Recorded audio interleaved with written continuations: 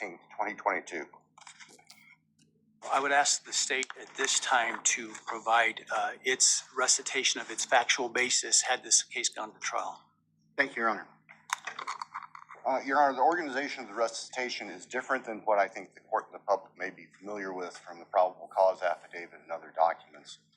The state's evidence, as an overview, would show that back in March of 2022, when the defendant was residing in his parents' residence or was residing back in Pennsylvania, his home state, he purchased online a K-bar knife and sheath with an Amazon gift card that he had purchased shortly prior to the purchase of the knife, sheath, and sharpener. Jumping ahead, the end of June of that year, the defendant, Mr. Kohberger, moved from Pennsylvania to Pullman, Washington, which is right across the state line from Moscow, Idaho, for the purpose of pursuing a PhD in criminal justice at Washington State University. The state's evidence would indicate that beginning July 9th of 2022, Mr. Kohberger's phone began connecting to a cell tower that serves the area of the 1122 King Road residence in Moscow, Idaho.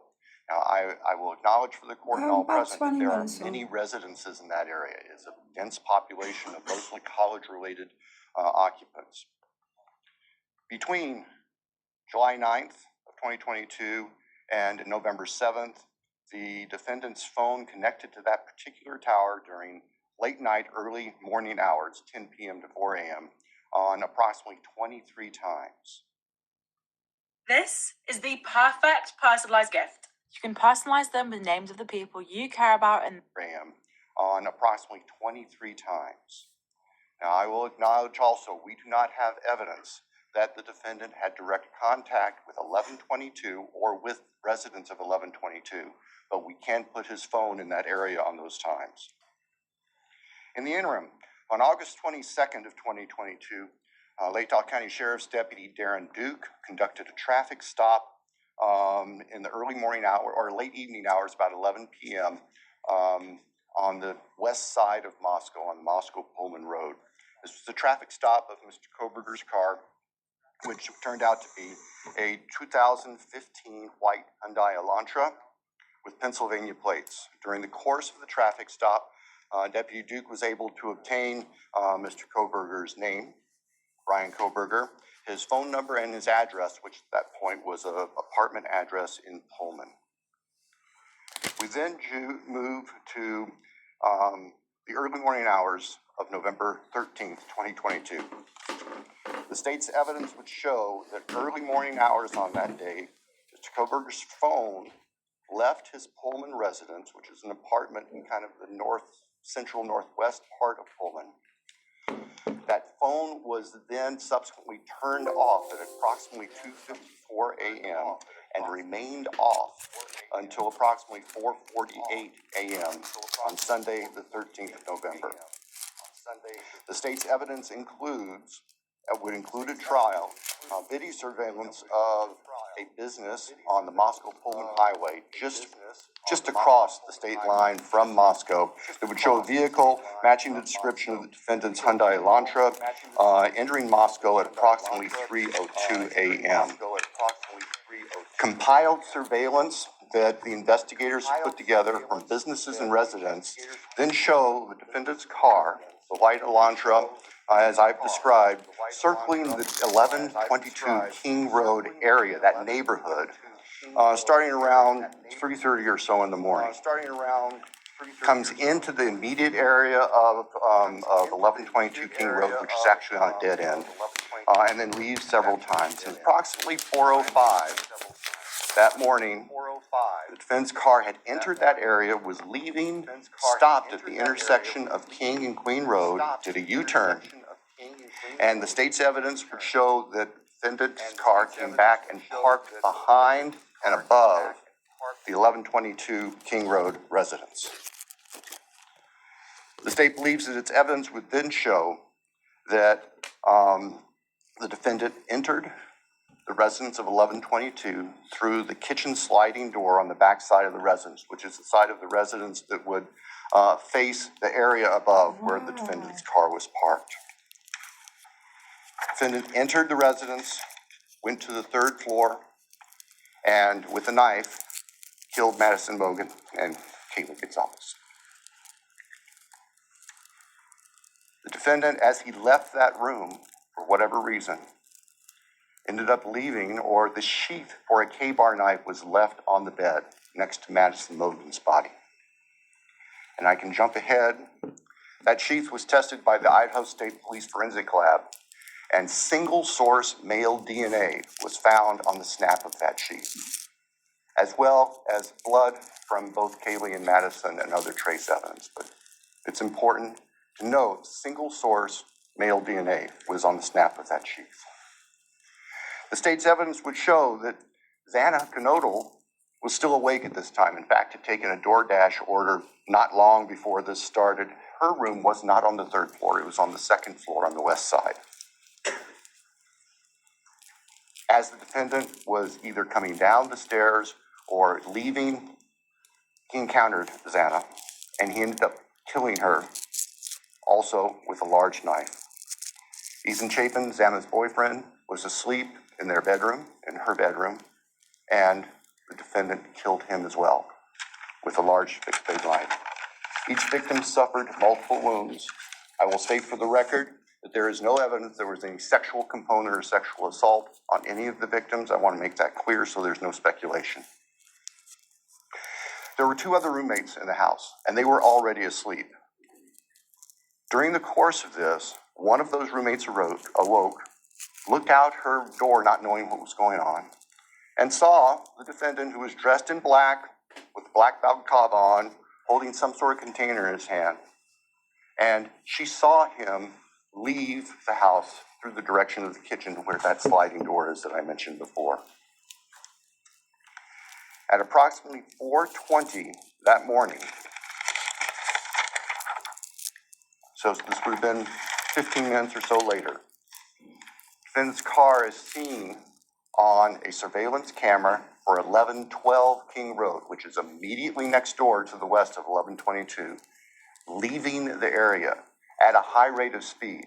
And if the court were to see that, or anybody in this courtroom would see that, you can see the car almost loses control as it makes the corner, heads north, and then turns to go south on Walinta, which is one of the only ways to get. Do you know the UK landlord's nasty little secret? Say, have you got mouldy... Heads north and then turns to go south on Walinta, which is one of the only ways to get out of that part of town. The evidence would show that following that, the defendant in his Elantra drove south of Moscow. We know that he drove on the back roads because there are surveillance cameras on the main highways, Highway 95, that would have picked up the defendant's car if he'd gone that route. And they did not show the defendant's car on that route during the time. So we know that he went through a variety of back roads in very rural, isolated part of Latah County. About 4:48 that morning, the defendant's phone comes back on. And the evidence will show that that phone was located south of Moscow, likely at a side road intersection with Highway 95. From there, the defendant's phone activity tracks heading back north towards Pullman, Washington, where the defendant lived. About 5:26, starting approximately 5:26, various surveillance cameras in Pullman, Washington pick up the defendant's vehicle as he enters Pullman from the south and heads north and slightly west towards his apartment, where he arrived at approximately 5:30 in the morning. Later that morning, Sunday, the 13th of November of 2022, Mr. Kohberger's phone returned to the area of King Road. We don't know exactly what he did, but it returned to that area. It's about 9 o'clock in the morning. He was there for about 10 minutes and then returned to his Pullman residence. About 9:30, the state's evidence will show, evidence taken from the defendant's phone, that he took a selfie of himself on his phone in what appears to be the bathroom of his Pullman apartment with a thumbs up. The defendant's phone then went to the Lewiston-Clarkston Valley, approximately 30 miles south of Moscow and Pullman. And the defendant is actually seen with his car at various businesses down there. This This area is the confluence of the Clearwater River and the Snake River. Lewiston is Idaho's seaport. Large bodies of moving water down there.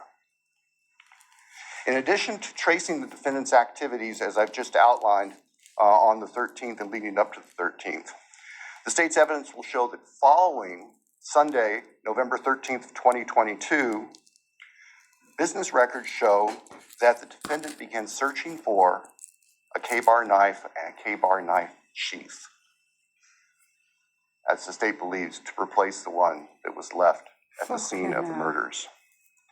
The evidence also will suggest that there were at least attempts by the defendant to delete or alter his purchase history on Amazon, where all these transactions had occurred. Later that week, the state's evidence will show that Mr. Kohberger went to what we would call DMV, motor vehicle licensing here in Idaho, in Pullman, to change his car registration from Pennsylvania to Washington. That's of note because Pennsylvania cars do not require a front license plate. The vehicles seen on the surveillance cameras of the defendant's car showed it didn't have a front license plate on it. At the time of the traffic stop by Deputy Duke in August, it was Pennsylvania plate, no front license plate. Mr. Kohberger proceeded to finish his semester of studies at Washington State University and returned to Pennsylvania for the holidays. Law enforcement at this point were aware of Mr. Kohberger, had been accessing information about him, were trying to find him. They located him in Pennsylvania, and they conducted what's called a trash pull. During the nighttime hours, agents of the FBI, who assisted immensely with this case, working with the sanitation department back in this neighborhood in Pennsylvania, took trash that had been set out on the street for collection, sent the contents of that from the Pennsylvania residence of the defendant's parents to the Idaho State Forensic Laboratory, where the lab experts there were able to identify DNA on a Q-tip as coming from the father of the person whose DNA was found on the knife sheath that was next to Madison Logan's body in the bed. Subsequently, an arrest warrant was issued here in Idaho, and a search warrant was issued in the state of Pennsylvania with the assistance not only of the FBI, but the Pennsylvania State Police. Mr. Kohberger was arrested at his parents' home to return to Idaho. Upon his return to Idaho, a DNA sample was taken from him, and it matched the DNA found on the knife sheath next to Maddie's body at the crime scene. I can tell the court, the public, the weapon itself, the knife, has not yet been recovered. I can tell the court that the defendant's apartment in Pullman was searched, as well as his office. Spartan would be a kind characterization. There was virtually nothing there. Nothing of evidentiary value was found. And of course, we're now talking 6-8 weeks after the time of the killings. In Pennsylvania, the defendant's car was seized, and it was actually pretty much disassembled internally. And it also had been cleaned. There was a bucket of cleaner right beside it. I think we can all look to our own cars, in those compartments in the doors. You can try to keep them clean where you put stuff. There's always some degree of crud in there. They were spotless. The defendant's car had been meticulously cleaned inside. And the state would present to the jury that that was part of the defendant's plan in covering up this. The defendant has studied crime. In fact, he did a detailed paper on crime scene processing when he was working on his pre-doctorate degrees, and he had that knowledge and skill. So, Your Honor, at the end, the state submits that the evidence that I've given just a quick overview of, and that to present in court would consume weeks, which the state is prepared to do and has been prepared to do, would show that as the defendant has just admitted and pleaded guilty on November 13th, 2022,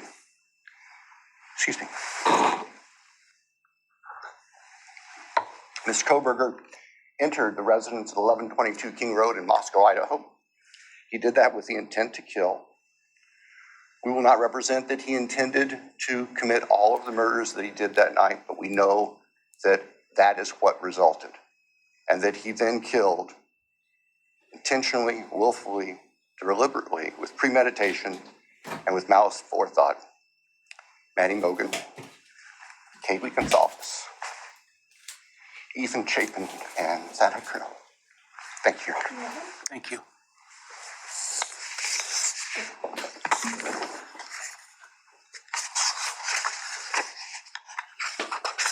All right, based on the state's proffer and importantly, based upon defendant's explicit.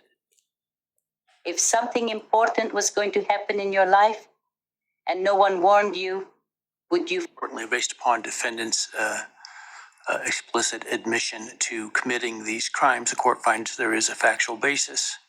Therefore, with respect to count 1, burglary, felony, how do you plead, Mr. Kohberger, guilty or not guilty? Guilty.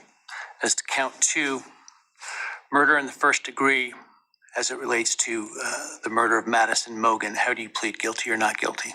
Guilty. As to count 3, as it relates to murder in the first degree for the murder of Kaylee Gonzalez, how do you plead, guilty or not guilty? Guilty. As to count 4, the first degree murder of Xana Kernodle, a human being, how do you plead, guilty or not guilty? Guilty. As to count 5, the first degree murder of Ethan Chapin, a human being, how do you plead, guilty or not guilty? Guilty. Right. The court will find that the defendant understands the nature of the charges and each offense and the possible consequences to him of his guilty plea. The court finds that there is a factual basis for the plea and that finds the defendant believes the plea to be in his best interest. I find that the plea was given freely, voluntarily, and was intelligently made. I accept the plea. I direct that it be entered. I'll continue the matter for sentencing in this case. I think it was mentioned on the call Monday afternoon the defense wishes to waive a pretrial investigation. Is that accurate? Yes, Your Honor. The state also? Yes, Your Honor, the state does not believe pre-sentence investigation is needed given the evidence that is available. We want to, though, make sure that all of the victims have the opportunity to make statements to the court at sentencing. Absolutely. And certainly both the state and the defense may present whatever sentencing memorandum and other documents you wish me to consider. The victims will be given an opportunity to provide the statements that they wish to at sentencing. Do we need more than one full day for sentencing? I do not believe so, Your Honor. We have numerous victims, and we have victims who share unique perspectives on this, and we want to make sure that they all have time to express their feelings to the court. But I believe that if we can start perhaps 8:30 or so in the morning, that we should be able to complete it all in one day. Defense agree with that in terms of the time frame? Yes, Your Honor.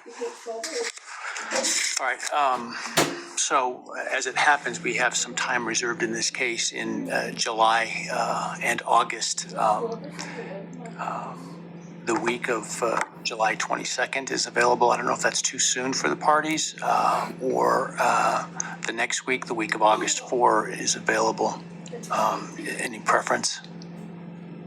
Your Honor, we're prepared as soon as the court wants to schedule it. The state, I believe, would be prepared on the 22nd. Right. We've told the victims' families that we're looking at approximately those dates. All right. So because of the plan to bring in so many jurors to fill out questionnaires, I had ordered that no other trials could take place in this courthouse the week of July 22nd.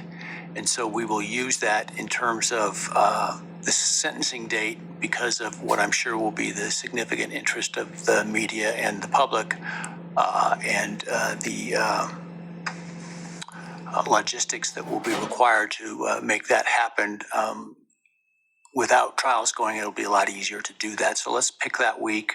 Why don't we pick July 23rd with the idea that if for some reason we don't finish, we could continue into the 24th. We'll start at 9 in the morning. So, does that give your team enough time, Sandra? 9 in the morning? All right. Any concerns with that date?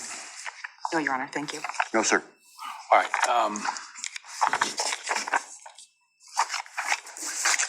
any reason why I should not rescind the non-dissemination order at this time? You're right. I think that given the history of this case, it would be best if that remained in place through sentencing, so we have time to make sure there's the ability to completely answer questions.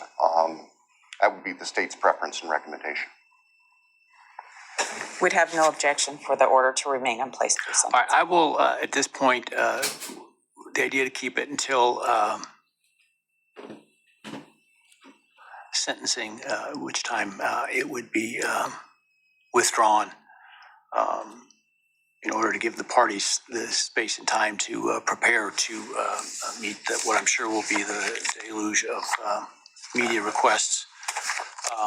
That's at least my preliminary decision at this point.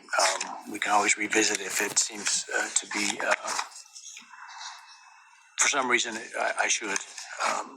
That said, obviously, I don't think the defendant, a bond was ever set for the defendant. Were it would be revoked. The prior order allowing him to come in civilian clothes is revoked, given his plea and no longer the presumption of innocence. And in fact, now the actual conviction for the crimes. He will continue to be held at the jail pending sentencing. Is there anything else today? No, Your Honor. Thank you. I assume that the trial date will be vacated The trial and those 4 jurors will be released. The trial will be vacated, and I'm sure that the jury commissioner will get word to those that receive their summons that they won't be required to attend. So Thank you, Your Honor. that said, again, if you would all please wait for the parties and the victims' families and others